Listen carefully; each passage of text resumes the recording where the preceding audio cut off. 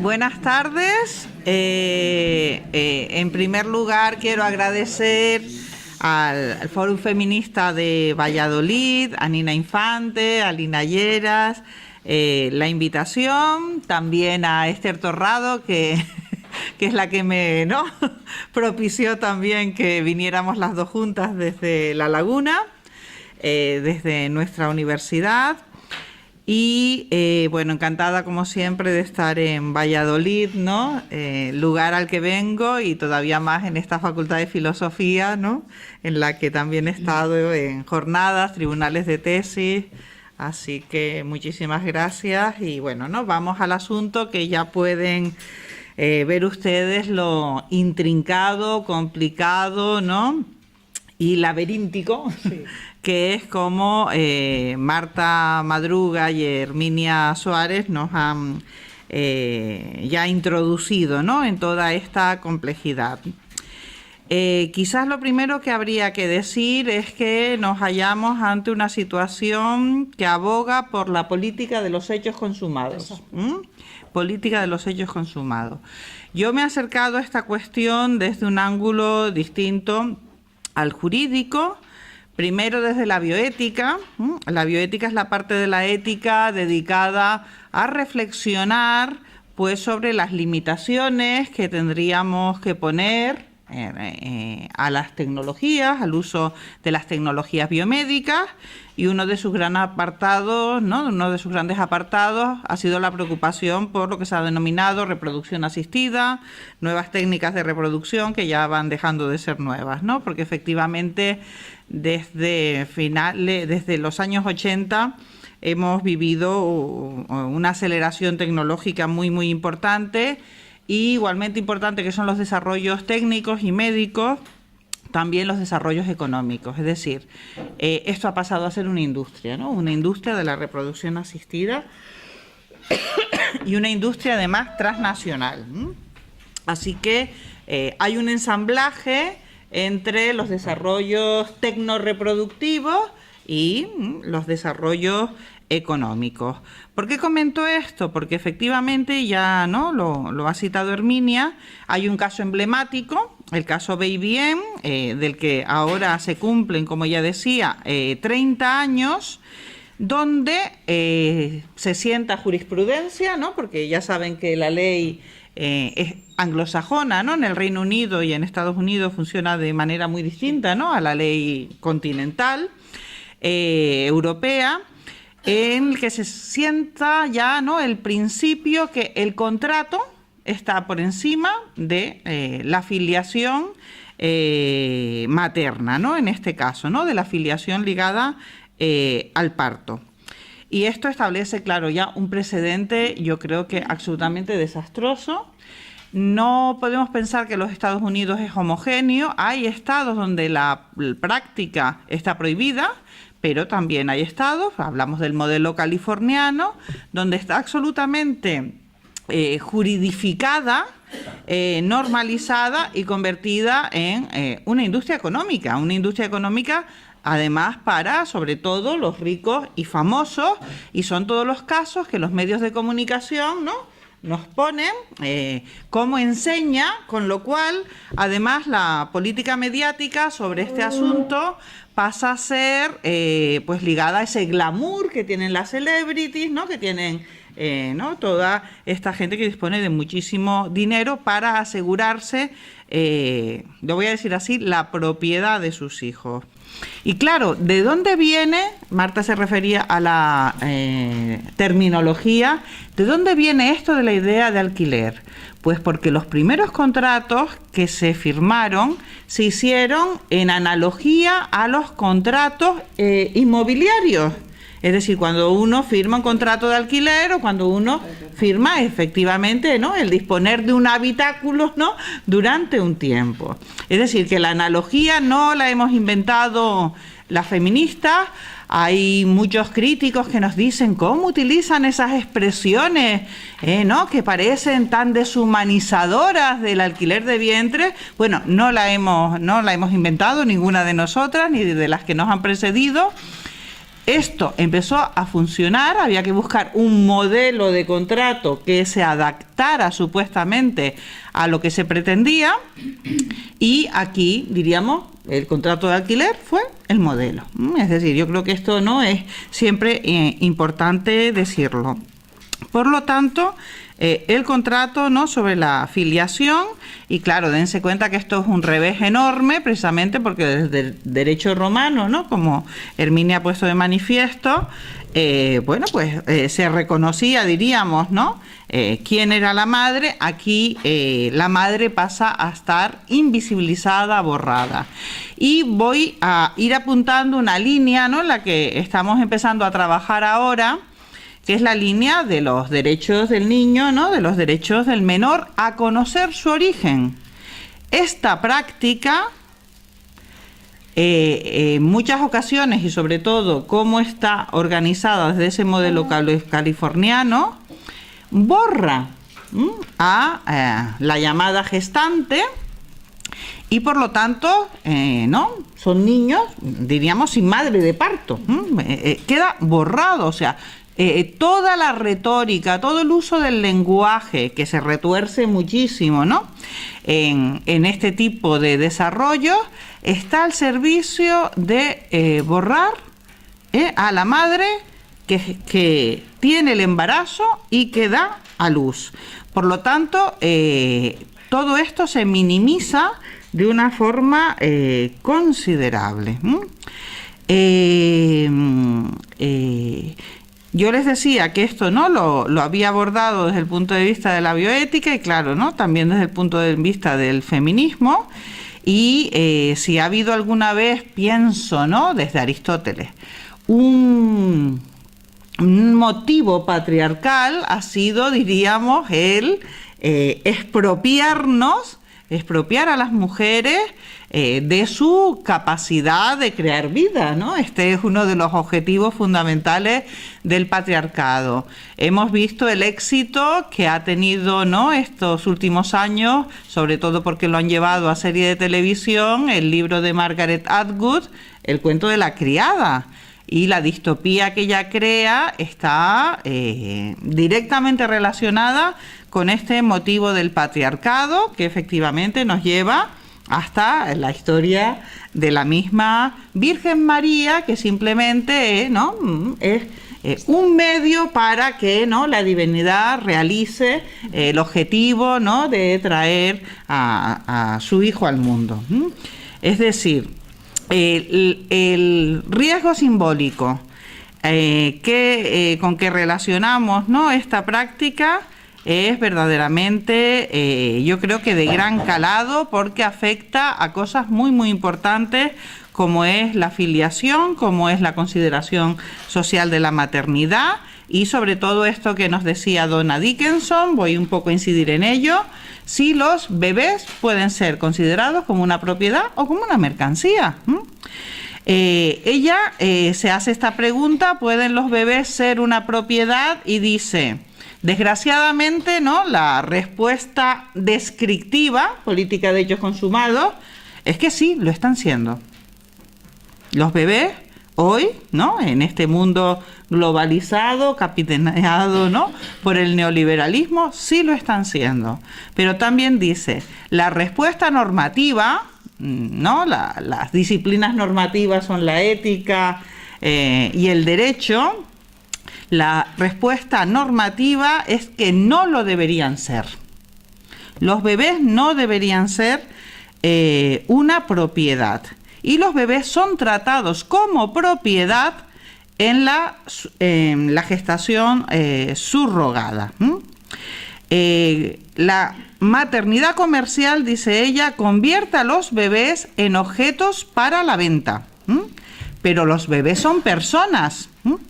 Y en las sociedades que no son esclavistas, no se puede tratar a las personas como objetos para la venta. No sé si está quedando suficientemente claro, porque yo creo que este es, ¿no?, el punto fundamental. Y, igual que lo hacía Marta, también Donna Dickinson invoca a Kant. Como Kant insistió, ¿no?, algo no puede ser al mismo tiempo una persona y una propiedad. Vamos, si aceptamos esto, estamos conculcando realmente todo el régimen de derechos humanos que viene desde la Ilustración. Estamos conculcando cuestiones absolutamente básicas relacionadas con nuestros derechos fundamentales, y no solo con las mujeres, ¿no? Estoy un poco, ¿no?, introduciendo, y no solo con el tratamiento de las mujeres, ¿no?, sino también cómo pensamos a los, ¿no?, a los bebés, a los menores. Una cosa muy, muy importante: el derecho de toda persona a conocer su origen. Esto se niega.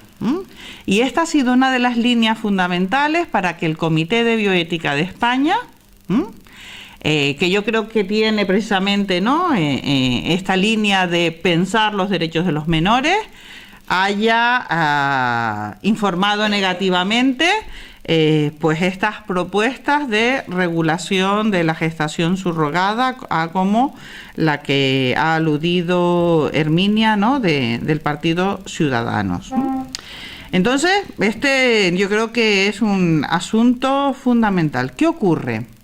Todo esto está inserto en una dinámica ligada a los desarrollos de la tecnorreproducción y a desarrollos económicos de lo que podríamos llamar biocapitalismo. Somos muy poco conscientes de esta deriva, diríamos, del sistema, y especialmente con respecto a elementos de nuestro propio cuerpo, desde los tejidos hasta nuestros gametos, ¿no?, óvulos y espermatozoides. De hecho, uno de los elementos fundamentales en todo el proceso, cuando lo vemos desde el punto de vista médico, es precisamente la donación de óvulos, que para nada se puede equiparar a la donación de espermatozoides, y que además, ¿no?, abro este paréntesis porque estoy muy, muy preocupada.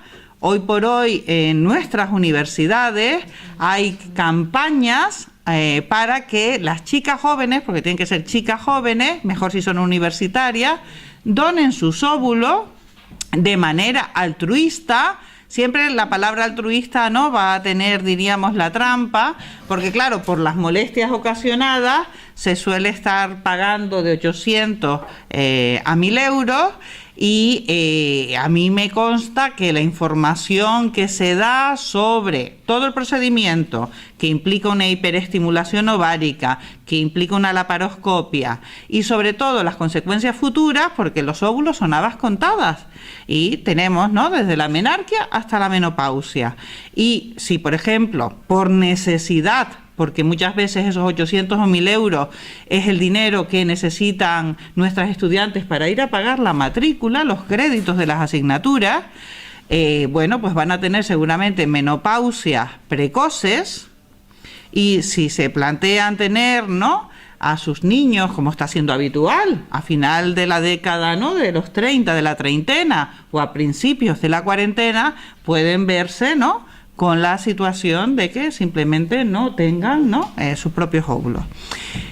Aprovecho esto, ¿no?, para no solo decir que tenemos que pensar en campañas para dar buena información sobre esta cuestión. Estos óvulos luego son mercantilizados en todo este mercado de la industria reproductiva y van a parar a esos catálogos, ¿no?, donde, bueno, vamos a elegir una donante, ¿no?, de óvulos. Bueno, pues no, que sea no solo universitaria, con lo que ya se supone que tiene, ¿no?, un coeficiente intelectual, ¿no?, medio alto, sino que además, ¿no?, tenga estos rasgos físicos determinados, y porque no vamos a tener un niño o una niña rubia, ¿no? Al final, ¿no?, porque al final las valoraciones sociales están impregnando todo este desarrollo de la reproducción, ¿no?, por catálogo. Pero estos óvulos van a ser mercantilizados, y diríamos que ahí perdemos la pista. Perdemos la pista de lo que sucede, es decir, del altruismo se pasa a la mercantilización sin ningún tipo de problema, y son procesos, yo creo que desde el punto de vista social, muy, muy invisibilizados. Así que, efectivamente, España se ha convertido en un destino de turismo reproductivo, yo creo que lo podemos llamar así, o sea, este asunto de ya sea viajar a California para los más ricos y viajar a Ucrania para los menos ricos, y también aquí se reactivan las relaciones coloniales, ¿no? Porque las parejas del Reino Unido justo van a India, ¿no? Ya saben que India fue, ¿no?, la joya de la corona, ¿no?, del gran imperio colonial británico. Son, ¿no?, merecen, diríamos, un análisis en términos de injusticia global, ¿no? Yo lo diagnostico como una gran injusticia global, porque no solo es una cuestión de clase social, no solo es una cuestión de la precariedad que empuja todos estos asuntos. Efectivamente pueden decir, bueno, es que las mujeres en California que se prestan a esto son de clase media. Sí, pero pagar una carrera universitaria a tus propios hijos en California, ¿saben ustedes lo que cuesta? La mayoría de los estudiantes tienen que contratar préstamos que luego les cuestan años y años pagar, $50.000, $60.000. Es decir, ¿no? Normalmente, fíjense cómo funciona este asunto. Claro, las mujeres recurren a esta práctica, unas en condiciones de precariedad, ¿no?, para asegurar, diríamos, ¿no?, la supervivencia de la familia, pero otras también para asegurar el bienestar de sus propios hijos en el futuro. Es decir, que estamos pilladas por todo, ¿no?, por todos los lados, ¿no? Porque la pinza capitalismo-patriarcado, se dan cuenta, como decía Marta, que es muy, muy potente. Fíjense que estamos en un país en bancarrota demográfica, ¿no? Yo algunas cosas que contaba Marta sobre el razonamiento demográfico, ¿no?, las matizaría. Somos, junto con Italia, el país con menor tasa de natalidad. Y esto lo somos porque nuestras mujeres, nuestras jóvenes no quieren tener hijos.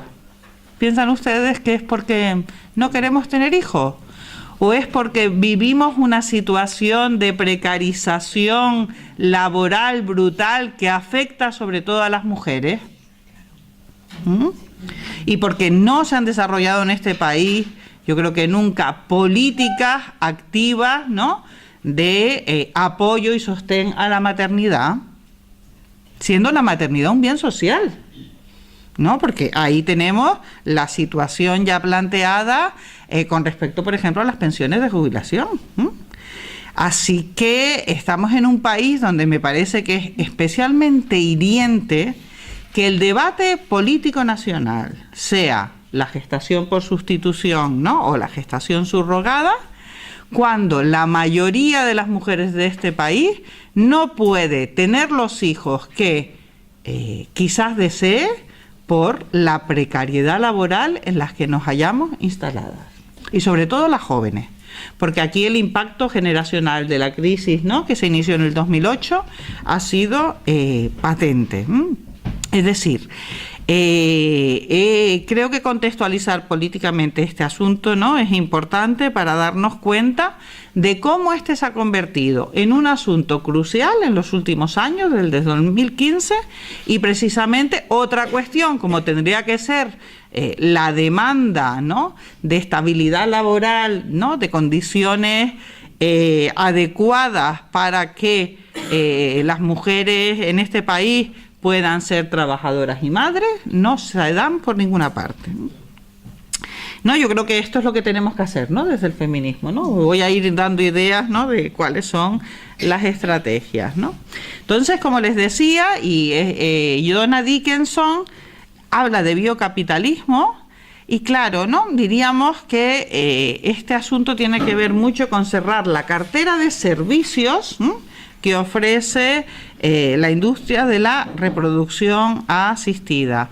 España se ha convertido en una meca de esta industria y otros europeos, parejas europeas, vienen, ¿no?, porque bueno, resultan más baratos que en sus países, o la legislación también es, diríamos, más permisiva que, por ejemplo, en Alemania o en Austria. Dickinson sigue diciendo que los bebés son, ¿no? Porque es que aquí parece mentira, pero tenemos que hablar de cosas obvias y evidentes, ¿no? Que los bebés son personas, ¿no? Y que por lo tanto no deberían ser tratadas como propiedad. Es irrelevante, dice ella, y ahí esto se relaciona con el interés superior del menor, es irrelevante, dice ella, que los compradores, porque utiliza este vocabulario, puedan proveerle un mejor hogar, ¿no? Unas mejores condiciones, van a tener más dinero, ¿no? Que, diríamos, ¿no? En este caso, la vendedora. Ella dice que esto no tiene ninguna, no hace ningún tipo de diferencia, que incluso, que son las propuestas que más se están haciendo en la bibliografía científica y que alguien debe estar, ¿no? Desde luego, ¿no? Financiando todo este tipo de aportaciones en la literatura académica, porque lo que se está proponiendo con la subrogación transnacional, con estas transacciones de la subrogación transnacional, es que se regulen en base a los principios del fair trade, comercio justo. Hay una cantidad increíble que tengo aquí yo, ¿no? Una buena colección de artículos donde dicen, bueno, es verdad que ha habido abusos en la India, lo reconocen, es verdad que esto estaba muy mal regulada, es verdad que ha habido, ¿no?, que ha sido una práctica abusiva, pero dentro de la maternidad comercial podemos convertir a la práctica en algo justo y respetable, ¿no? Nos dicen así. ¿Cómo? Aplicando los principios del comercio justo que aplicamos al café, al tabaco, no sé, al azúcar y ella dice bananas, ¿no? A los plátanos, a los bebés. Acaba diciendo, bueno, ¿no? Está claro que los bebés no son bananas. Toda la última contribución, diríamos, al respecto de intentar dar credibilidad a esta industria transnacional de la gestación subrogada, yo digo de la llamada gestación subrogada, tiene que ver con lograr precisamente, ¿no?, un estatus para lo que podemos llamar la deslocalización de la reproducción. Es decir, Marta hablaba de la fábrica. Igual que en las últimas décadas, los países desarrollados han llevado la producción a China, a México, a Bangladesh, ¿no?, a Marruecos, piensen en las empresas textiles. Pues ahora, y además así abaratamos costes, porque al final ¿de qué se trata, no? A excepción de los ricos y famosos, ¿de qué se trata? De abaratar costes, pues nos llevamos la reproducción a la India o a Tailandia, ¿no? Y a Ucrania, que son tres de los destinos, ¿no? De los destinos del turismo reproductivo hoy en el mundo. Tailandia y la India. Bueno, en el 2015 surge ya, ¿no?, diríamos que la bola de nieve de los escándalos es muy, muy constatable y pueden buscarlo ustedes en los medios de comunicación. En Tailandia, el caso Babygami, que fue precisamente una pareja australiana que contrataba a una señora tailandesa y uno de los niños venía, ¿no?, con síndrome de Down, y ahí le dijeron, no, quédeselo usted, señora. Quédeselo usted, señora, ¿no? Porque claro, es que has encargado un bebé y tú querías un bebé con un tipo de características y resulta que te dan un bebé que es una mercancía defectuosa y entonces Amazon me lo puede traer y yo digo, uy, que no, que este iPad no funciona, lo devuelvo. Es que es la lógica de la mercancía, ¿no?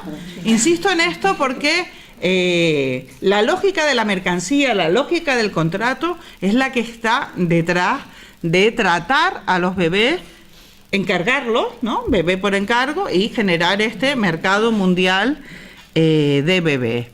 En la India, y también se refería aquí al tema de la patridia, la ley que había, que no, hasta 2015, Para los extranjeros, la India ha prohibido a las parejas extranjeras, después de de todos estos escándalos, venir. Ahora solo es para los ciudadanos, ¿no?, de la India. O sea, el tema de clase sigue planteado, pero ha intentado frenar el asunto del comercio transnacional. Pues tuvo que ver sobre todo con un litigio con unos gemelos, los gemelos Balance, lo pueden buscar también, un padre alemán, un padre comitente, un padre de intención, que bueno, ¿no?, intenta llevarse sus gemelos, ¿no?, él los considera suyos, a Alemania, y la India considera que si hay un contrato de maternidad comercial, esos niños, no, aunque hayan nacido en suelo indio, no son de la India, no aplica el ius solis, ¿no? Y claro, se convierten en bebés apátridas. Bueno, esto llevó también un proceso judicial, ¿no?, del tipo del que nos ha contado Herminia, y diríamos, hizo saltar todas las alarmas, porque Alemania es uno de los países, ¿no?, también más estrictos con esta cuestión. Entonces hubo reformas de la ley para restringir a los extranjeros. En Tailandia también. En Ucrania no se ha dado nada de esto, ¿no? Es muy curioso, sigue siendo uno de los países, ¿no?, de destino, y esta es un poco, ¿no?, la situación que se produce en el 2015. ¿Por qué la urgencia de regularizar aquí una gestación por sustitución altruista como la que nos acaban de referir?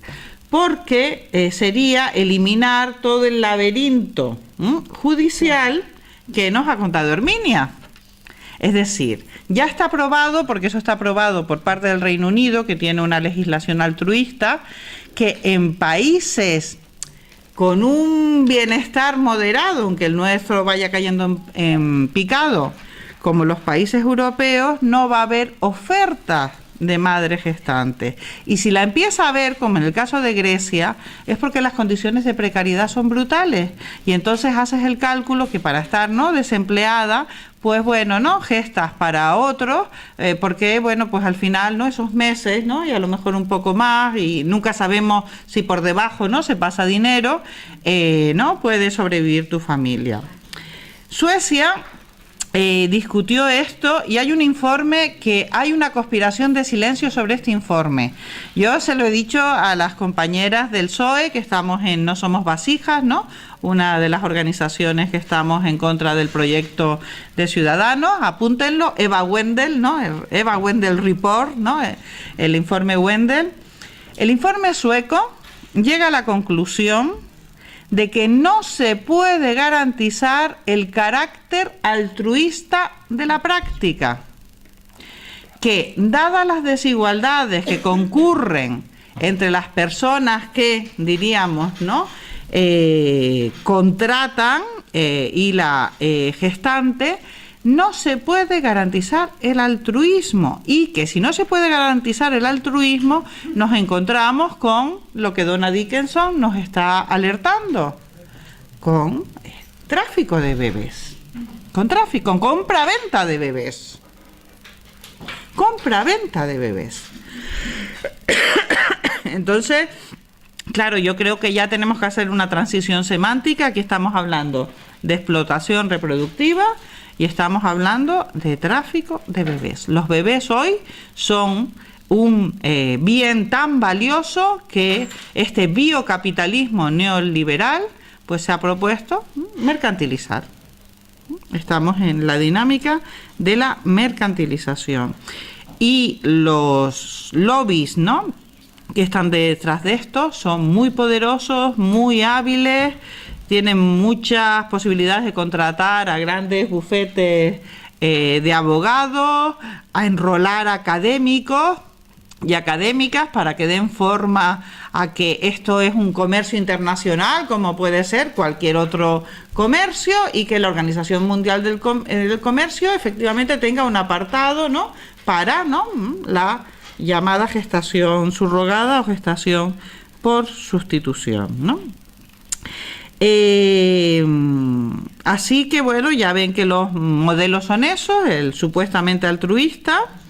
Hay algunas legislaciones que han intentado rizar el rizo, pero que a mí también me provocan problemas. Brasil, ¿no? Brasil tiene una legislación altruista y, por ejemplo, ¿no?, uno de los casos más señalados, una pareja, ¿no?, de 2 hombres, que, porque tiene que estar restringido como amistad debidamente probada de muchos años o la familia.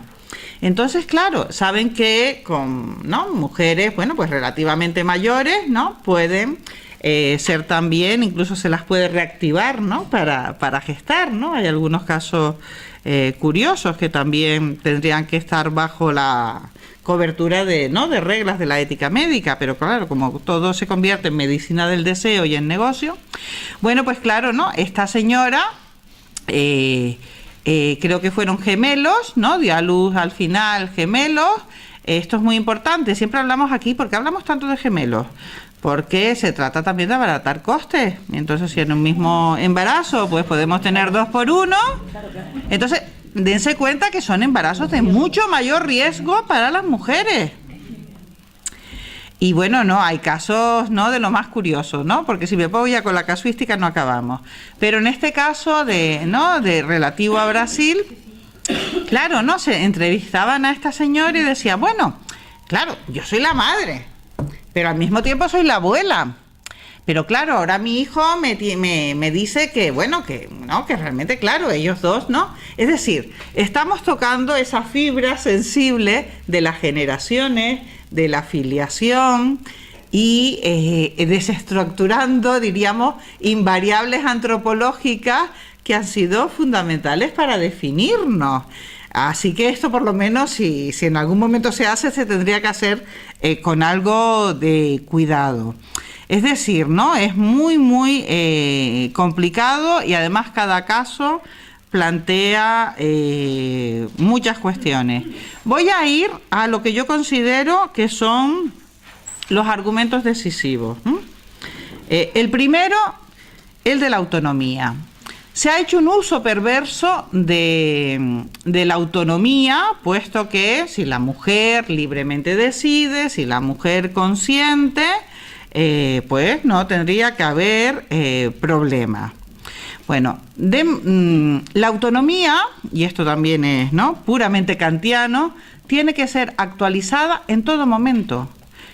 Volvemos a las metáforas, ¿no?, del alquiler y del mundo inmobiliario. Yo no puedo hipotecar mi autonomía por 9 meses y decir, bueno, ¿no?, estos 9 meses, si cambio de opinión o si tengo tan mal embarazo las primeras semanas que quiero decidir abortar. La práctica, y sobre todo, por ejemplo, pueden leer el documento de la Sociedad Española de Fertilidad, ¿no?, que intentó ser muy cuidadoso en muchos aspectos, pero hay uno que es ineludible, la cesión del bebé. La cesión del bebé. Entonces, la ley, por ejemplo, en el Reino Unido sí que planteaba que tiene que haber un tiempo, y por eso en Reino Unido prácticamente, ¿no?, no hay nada, ¿no?, no hay nada apuntado, y por eso se ha disparado, ¿no?, la cuestión de la demanda transnacional. Pero el argumento de la autonomía, démonos cuenta que es un argumento absolutamente tramposo, porque la autonomía no se hipoteca, la autonomía es un valor ligado a la libertad fundamental, y en todo momento la mujer podrá decidir desdecirse. Esto en el consentimiento informado, ¿no?, en bioética está absolutamente claro. Yo puedo haber dado consentimiento para que me vayan a operar, está todo preparado para yo entrar en quirófano, y justo antes de entrar digo, lo siento, retiro mi consentimiento. Ley de autonomía del paciente. Se tiene que aceptar esa retirada del consentimiento. Esto no está previsto en estos casos. Es una cesión de autonomía también. Es una autonomía hipotecada, por lo tanto, ¿no?, se hace un uso torticero de la noción de autonomía. En todo caso, y es lo que pasa habitualmente, una mujer no podrá decidir, ¿no?, al final, pues, ¿no?, ceder a una criatura para adopción, ¿no? Pero no es lo mismo la adopción que el bebé por encargo. ¿Se dan cuenta de esta diferencia? No es lo mismo la adopción que el generar bebés por encargo. Lo segundo, Marta lo trataba, ¿no? El deseo de ser padre, un deseo legítimo, padres y madres. Afortunadamente, desde el principio de los tiempos, ¿no?, la adopción ha funcionado como práctica social. Es maleficente pedirle a otra persona que tenga un hijo por ti. Implica tanto, porque es que eso, es que no es un cuerpo, es que aquí subyace una visión fragmentada del cuerpo, un dualismo que ni Descartes. ¿Por qué no? Estamos hablando de una persona que se implica subjetivamente, física y psíquicamente en un proceso complejo que es el proceso del embarazo. Y por lo tanto, esto lo dice muy claramente Elizabeth Anderson, que es una de las primeras teóricas que se opone a la práctica. Yo no puedo cargar con esa responsabilidad a otra persona. Es una demanda ilegítima. Que yo te diga a ti, por favor, ¿no?, embarázate y ten, ¿no?, un hijo, ¿no?, por mí. Es algo que no le podemos... Hay cosas que no les podemos pedir a los otros seres humanos. No le podemos pedir a los otros seres humanos. Sin atentar, ¿no?, a sus derechos fundamentales. He explicado, creo que bien, lo importante que es analizar esta cuestión desde el punto de vista de los derechos de los niños y niñas, y sobre todo ese derecho a conocer su origen, porque hay un gran interés en borrar, ¿no?, a las madres. He también señalado, se ha señalado aquí, claro, ¿no?, una de las grandes hegemonías de nuestro tiempo, la genética, el ADN.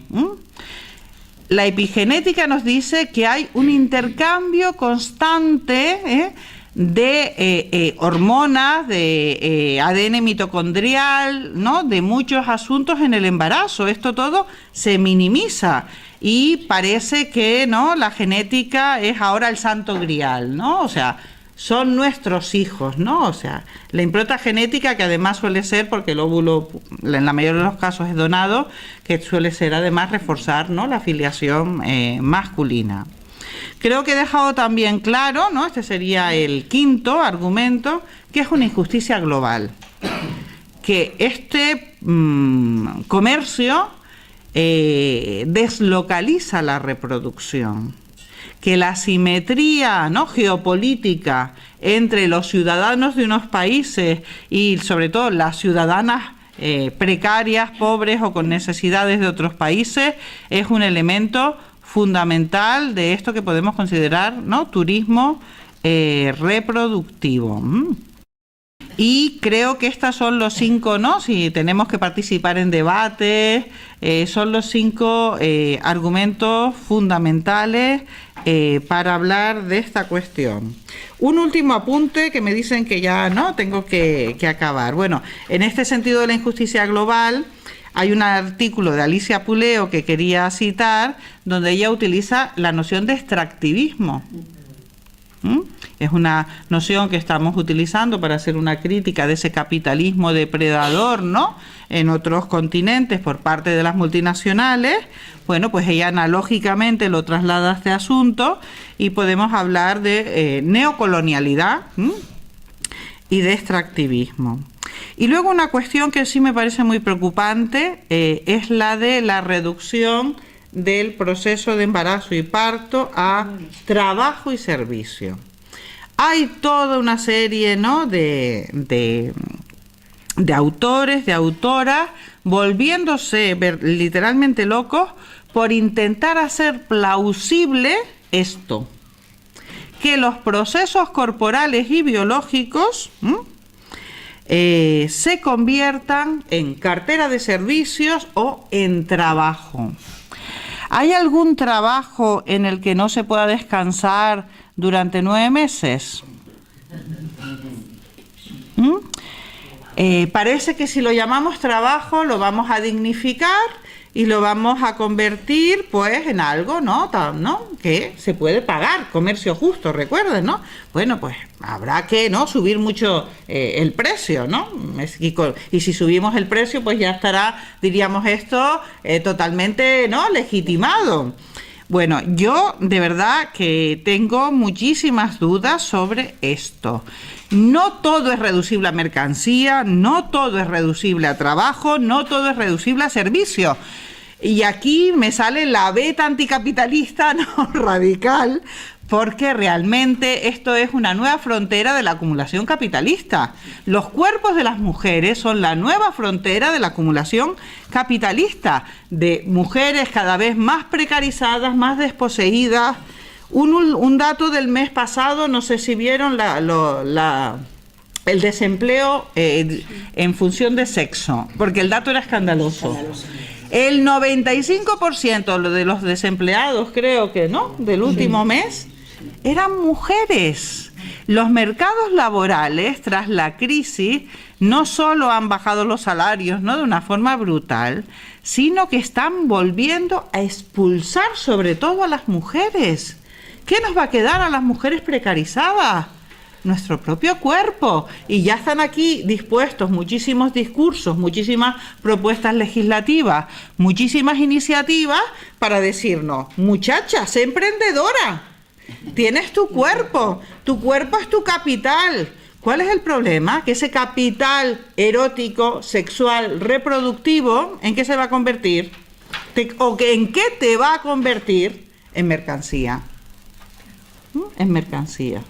Y esto yo creo que tenemos que analizarlo muy, muy seriamente y decir no a la mercantilización de los cuerpos de las mujeres, porque somos una de las últimas fronteras en esta expansión capitalista que opta por mercantilizarlo absolutamente todo. La forma mercancía, recuerdan, el fetichismo de la mercancía sigue más vivo que nunca y, claro, ¿no?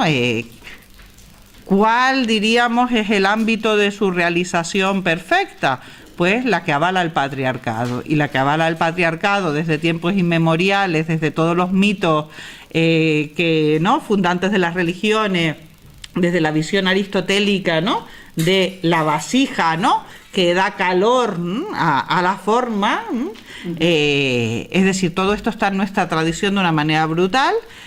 Pues todo esto, ¿no?, se confluye para, con la globalización, ¿no?, crear una gran industria reproductiva que básicamente es una gran agresión a los derechos de las mujeres. Y lo dejo aquí. Gracias.